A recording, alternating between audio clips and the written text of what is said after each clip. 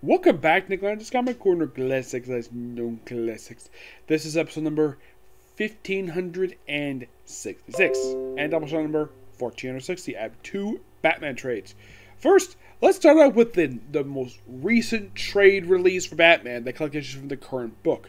We have Batman Volume 4, The Cowardly Lot, written by James Tim IV, artwork by Jorge Jimenez, and Tom Mori, who's credited on here. That's the colorist. Now, this book does contains Infinite Frontier, issue number 0, and Batman, volume 3, issues 106 to 111. Yeah, these issues came out just this year. Infinite Frontier number 0. The biggest thing about this issue is that we start off with this aftermath of the Joker War, and they go into Arkham Asylum, and a lot of the guards have been killed, and speak with themselves, and they don't know this person hanging. They don't know who this person is until they take off the mask of the person. Yeah, this is a dead body. Who is it? It's Bane. Yes, Bane is found dead in Infinite Frontier issue 0. Yes, Bane. Yeah, apparently the Joker. It's kind of hinted at here that Joker killed him during Joker War. Yep. Killed the monster Bane. And I wonder how Chuck Dixon feels about this. After all, him and Graham Nolan created this character. I wonder how they feel about him dying. He's actually the first of like two Batman characters that died this year. And that was up a task force like Z. Yep. Of course, this issue has a lot of setup for stuff in the pages of Batman. Like, we also have it where it looked like some time passed between 105 and 106 where this Frontier issue, or we have Barbara going back being Oracle. We have Huntress in a brand new costume. Yeah, the reboot costume she had, it's gone. This costume, well, of course, she got herself a haircut here. The costume itself reminds me, it seems like it's an update on her pre-Flashpoint attire. The one she had in the early 2000s. The one, I think Gail Simone was the one who artist was when she popped in Birds of Prey. This feels like an update of that costume. Yeah, the weird-looking mask she's wearing, that's gone. She doesn't wear a mask. She wears a down mask now. But yeah, she's here. And then we have the Grifter show up here. Yes, the Grifter. Now, why is Grifter in this issue? This sets up his own story. It's up his own feature in Batman Urban Legends. Yeah, that's the whole point of this particular Infinite Frontier issue 0.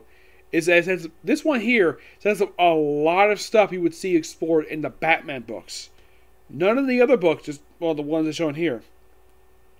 Apparently, Gotham City's got a new mayor, and Renee Montoya is now the commissioner of the GCPD. Yes, she had taken up the position even though she was previously the question. Why? Because apparently Howard Bullock didn't work out too well as a commissioner, despite the fact he was commissioner prior to this. Oh yeah, and apparently this particular mayor, yes, they do in fact follow this up with events of Future State will kind of set up that, which these issues kind of set up stuff what you see in Future State. Though this mayor does copy something that the Kingpin does at Marvel, where he had this agenda of no superheroes operating in the city. It was no mask. Nope, no mask.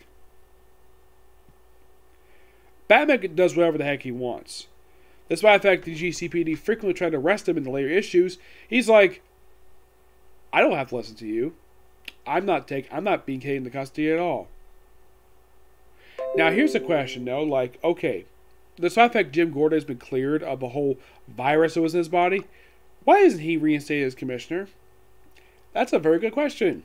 A question that's never answered. Or why Howard Bullock was removed. Yeah, he was the commissioner prior to this, and he stepped down.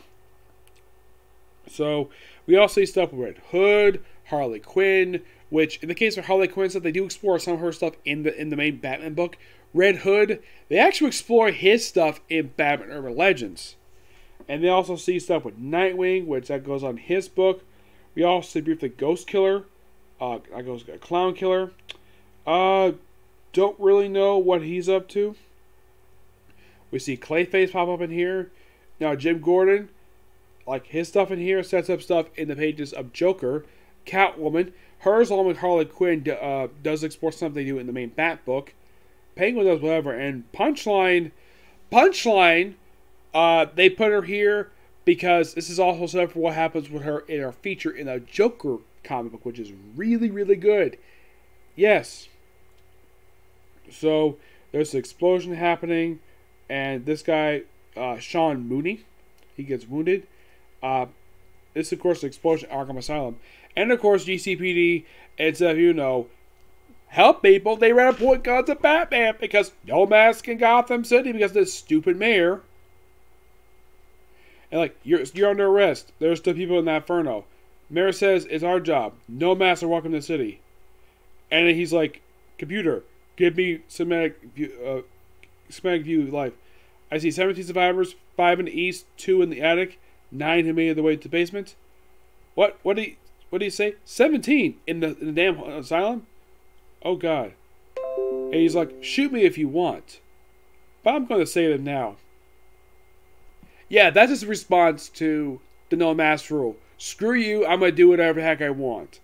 And then we see this doctor who works at this Saint Industries, where apparently he's feeding his birdcage. And he is apparently working with the Scarecrow, who's got a brand new look. Now you're probably thinking, what's up with the Scarecrow's new look?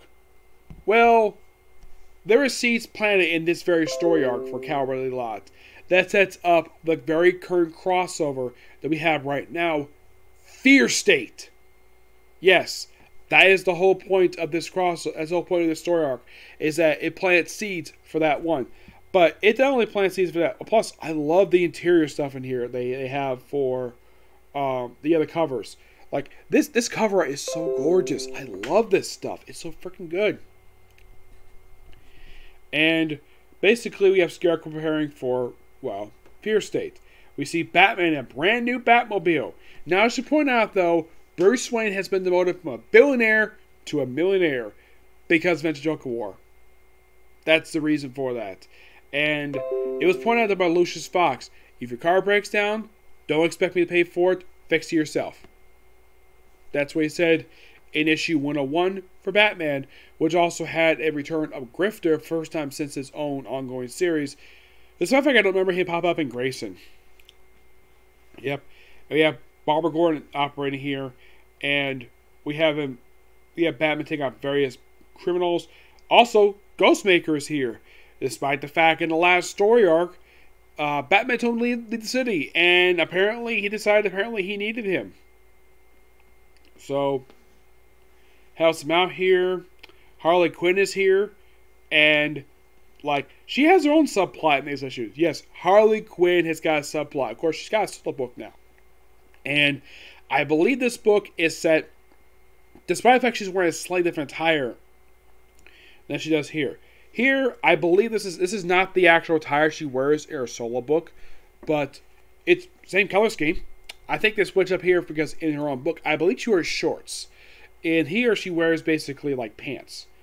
And basically this doctor here, he basically recaps stuff that's happened over the last few years. Stuff with Batman Who Laughs, Bane, with the City of Bane story. The stuff with Joker War. And we have Punchline here.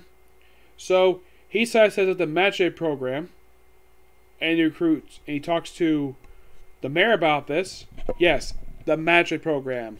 The very same program that was first introduced in Future State. Yes, this military organization that the group of mercenaries who operate in Gotham City, and get this, they do collateral damage in Gotham City, and they don't have to pay for it. Nope, the city has to pay for their mess. And it's all I have to go after the mask. Yep. And Batman is kind of set up a different Batcave because he has sealed up the original Batcave because he has no business in Wayne Manor anymore. He basically operates in Gotham City now, officially. The reason why he did that because of Alfred's death. So, we have Lucious Fox here. I believe it's supposed to be Lucious Fox. I can't really tell. It could be Lucius or it could be Tim Fox, his brother who happens to be the next Batman. They do boxing practice, and we show the mayor's mansion where he debates this. And apparently, just behind them is a thing for the Scarecrow. Yep. Of course, Scarecrow's torturing more people here. And of course, Batman finds something related to Scarecrow. And then the GCPD show up, basically telling him where... Oh yeah, by the way, the new mayor, his name is Chris Nico. And apparently, he's an old friend of Renee Montoya, and he's the one who asked her to become GCP, the commissioner. He does congratulate her on promotion. He's like, Renee Montoya, I heard Nico convinced you to pick up the badge. Congratulations on new commissioner job. And she doesn't say thank you for that. And she says, I know Chris Nico said I was a big cop, Batman. He might have a harsh opinions about people with masks, but he's a good man. You can't drop... But so you can drop that tone. He's not interested in vigilantes having any hand in this case. I should leave polite. He's like, yeah, nice and polite. And she says, if you don't leave now, I'm going to have to direct my men to arrest you, Batman. Those are my orders. Someone is trying to put Nico in a corner. Keep him afraid, push him to act. Don't forget to ask the questions that need asking. And he says, you don't have a swear word. Anything, and then he drops a smoke bomb. He leaves, and then he's like, "Damn it! Get me Mayor Nico on the phone. He's gonna hear about this." And then we see this. It's not Clown Killer. Nope, it's a guy who's a slasher, and he gets beaten up by Harley Quinn. And then she gets picked up, and she basically, and a cop tries to arrest her. And of course, she whacks him with a baseball bat. And of course, more cops try to arrest her. And then she's rescued by the Ghostmaker. And then we see Bella, who is also known as the Gardener. Yeah, Harley Quinn reveals a little later. This woman used to be Poison Ivy's girlfriend in college. Yes, Poison Ivy had a girlfriend in college. And then we have this note that says, hi, my name is Stabbo. Dr. Harley says, I need my meds. It's so funny. Yeah, that is so hilarious. Yep. And here's her. Here's Bella, otherwise known as the Gardener. And then we have apparently Org working, and she's working in the clock tower again. Like, wow, this is so much like familiarity here. I mean, Barbara Gordon operated out of a clock tower in Gotham City. Like, I'm sure if Chuck Dixon saw this, he'd probably be smiling at seeing this. I mean, Oracle operating the clock tower, just like he did the Birds of Prey book. I kind of think she should bring back the Birds of Prey, despite the fact Black Canary is operating with Deathstroke now. So, work on a new bat signal. Talk about stuff later. And then we have this guy working with a Scarecrow. And then we have Batman doing something completely unexpected. Matches Malone. Yes. When was the last time we saw him? I mean,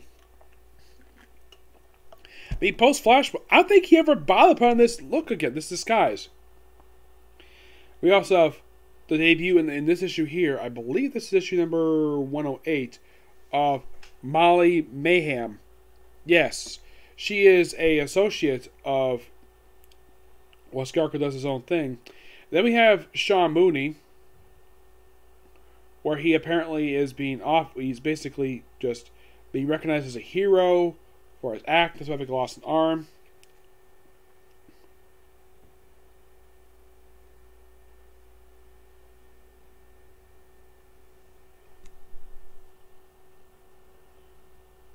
Where basically this guy tries to talk to him about the future.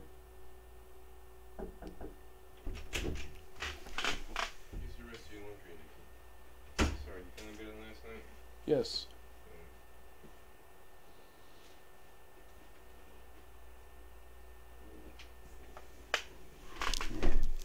I'll take that later. Anyways, yes. Yeah. And of course, the guy thinks he's a cop. And then we have... Actually, her name is Miracle Molly. Yeah, this is her debut. Another new character, which... One thing at least I've always been praising about James Tynion, he knows how to introduce great characters. Because, like, he introduced the designer, the underboss, clown killer, Ghostmaker. Like, the characters he introduced are always so interesting. And that's one thing I've always praised about James Tynion's run for Batman. I mean, yes, I haven't heard any negative things about his run at all. Nope, it's basically, like, of course, I haven't heard much of opinions about James Tynion's run. I mean, I personally loved it. Yep. And we have Miracle Molly, where she basically comes from Matt Malone's, like, undercover partner. Where... And of course they fly together, and of course they fly around on this drone that she's got. Yes, a drone. That's literally what this is. I mean, highlight that. And then we have Sean Mooney being offered, get this. He gets a new robotic arm, which is quite nice. And he's offered something later, which I'll get to that. And of course, Miracle Molly just, well, sees that she's a very good person, and of course, he has a long conversation with Matches Malone.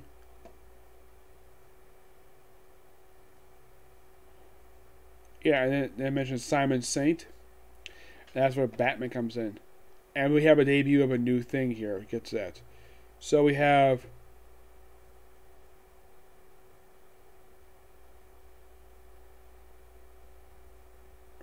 We have him basically at Fort Grape. I think this is where he's operating out of. Where he's like... He basically remembers something that Miracle Molly tells him. And of course, you see, if you have Barbara Gordon talking to Batman while eating a taco. It's so funny, a taco. I mean, she's got to eat something. Yep. So, he puts on his attire again. He's back being Batman. And we have Ghostmaker showing off the Ghost Cave. He calls it the Haunt, but yeah. He has a freaking dinosaur in his cave, which is so awesome. I love the splash page. It's so freaking awesome. He's like, is this some kind of bat cave? I call it the Haunt. And you should see, you see what he's passing for a cave these days. It's disgraceful. I designed this to top the original. What the heck is that? That's a Cephalosaurus. Batman had a dinosaur in the bat cave. I have a bigger dinosaur. Wait, Batman had a dinosaur in the frickin' had a frickin' dinosaur in his cave? Yes, that is amazing. That's amazing, because she swears here. Look, you guys have a sweet car covered too. No, not yet. The Batmobile still has my Ghost Racer. Yes, Ghost Racer. Yeah, his own Batmobile. Outpaced on the murder run in Bloodhaven last Sunday. This is going to the industrial furnace tomorrow. Next model will be better. You boys sure live interesting lives. Yeah. And he takes off his outfit, puts on like a suit, and puts on another mask because he still doesn't trust Harley, so he puts his mask back on.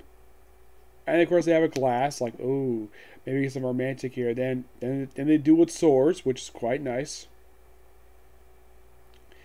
And then we have Bella show up.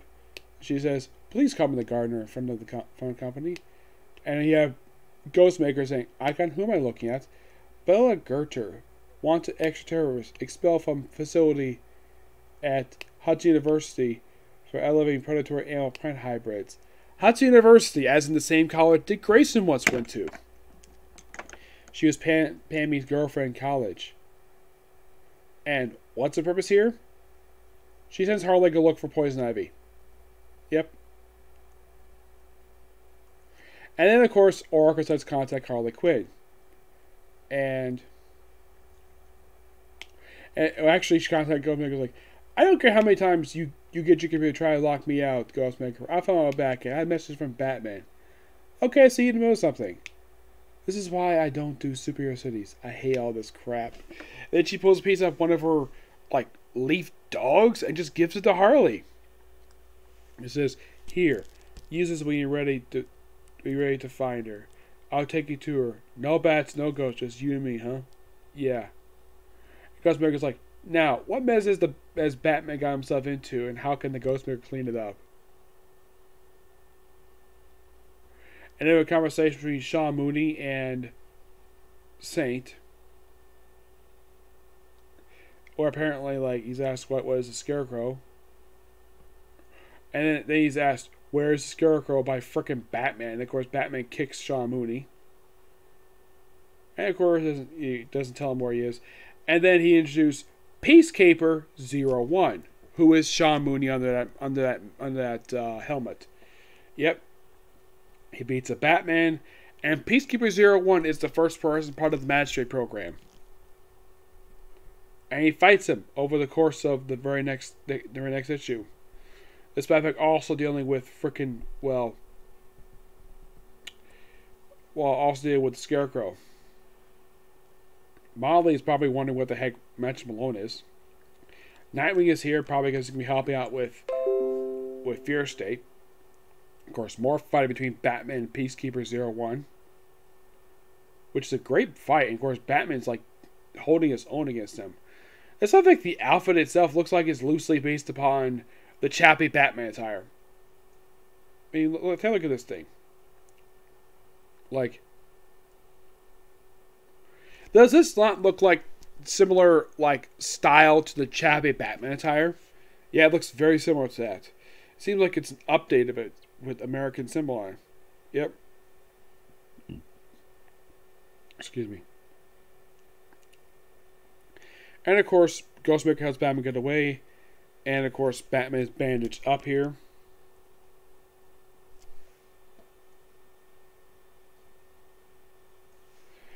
And of course, I have an extra set of yours in the back when you're ready. You still don't want suits? We'll have that conversation later. And of course, they mentioned, did that guy say Mooney? Sean Mooney from Arkham? He was a guard. Oh, trust me, I know. Look, there was a lot of bad guys working guards in Arkham. A lot of big tough guys wanted to play cop, get off on tormenting inmates. But that guy was a sadist.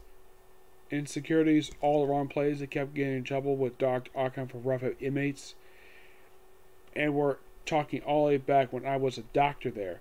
Not just in padded cells. I can't believe that's not what they're going on about on these news channels. Most archives were destroyed in a day, including Percival's and the rest of Gotham. The rest of Gotham is a hero. Yeah, he's messed up in the head. I officially give that as I'm a doctor. Yep. He's in moving down quickly.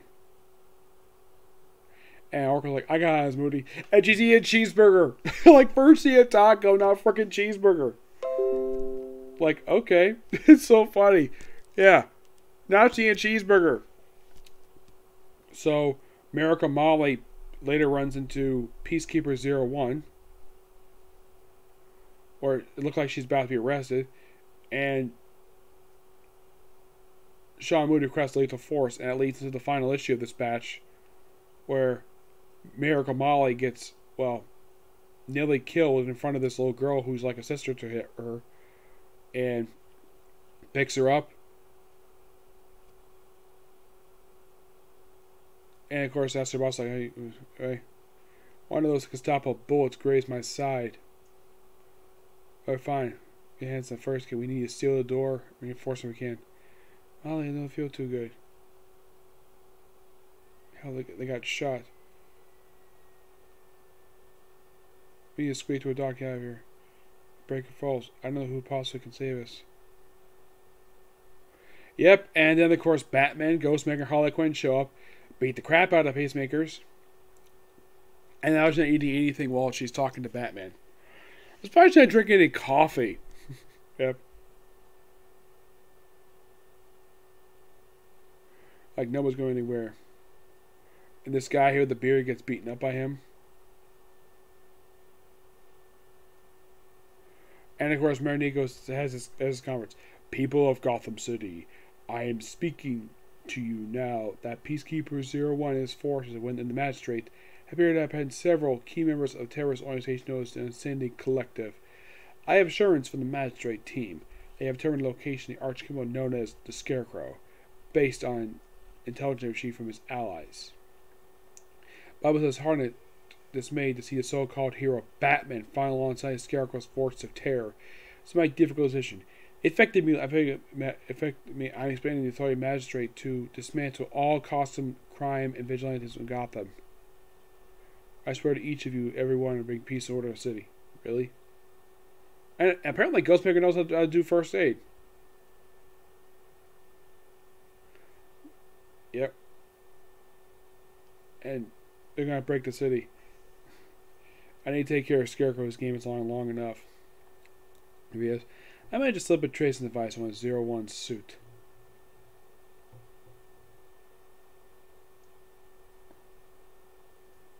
Ghostmaker Harley, I need you to get the Insanity Collective somewhere safe and out of sight until we get them to testify that Saint paid off to do the robberies that started all this.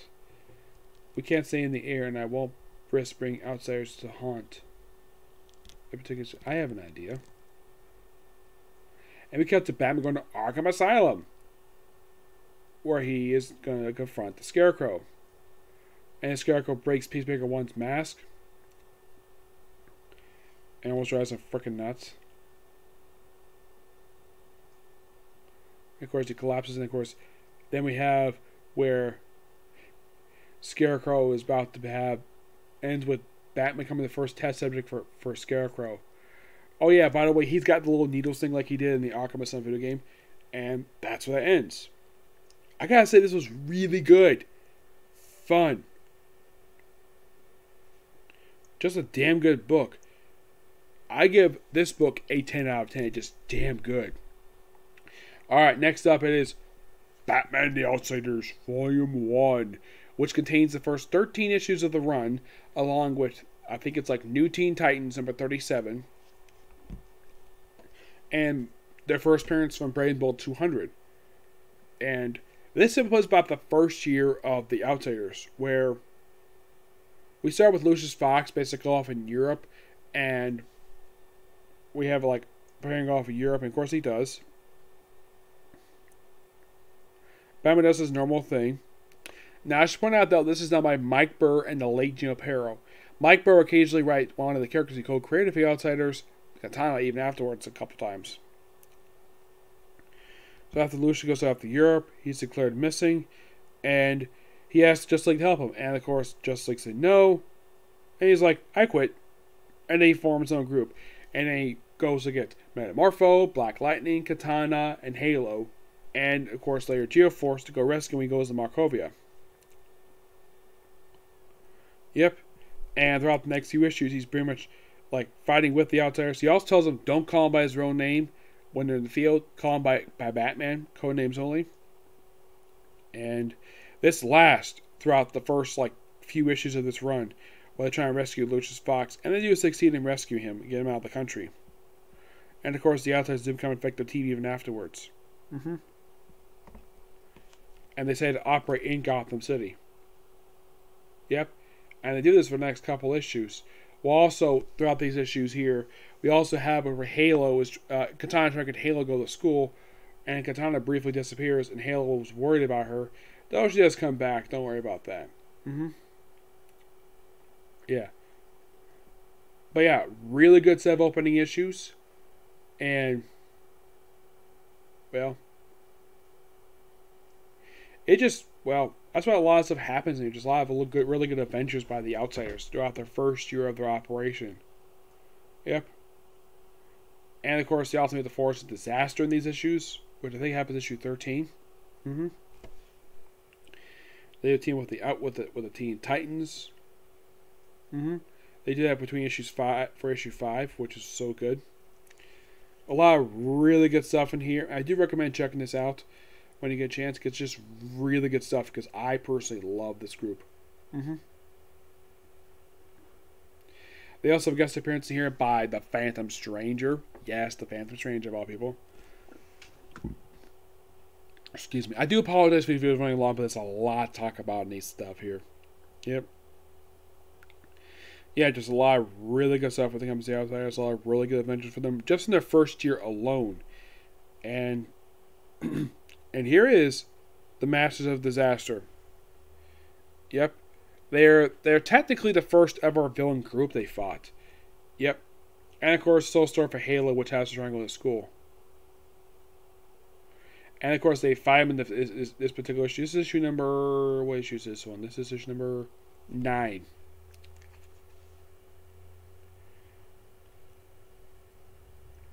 And I personally just love this stuff here. The Halo story is really good. Everything here just still so top notch. And clear homage to Uncanny X-Men 100. Yes. And of course, Black Lightning has taken the place of Charles Xavier. He's in the same pose too, so I think he's been put on the St. Andrew's Cross. And of course, Geoforce is chastising Batman for what happened.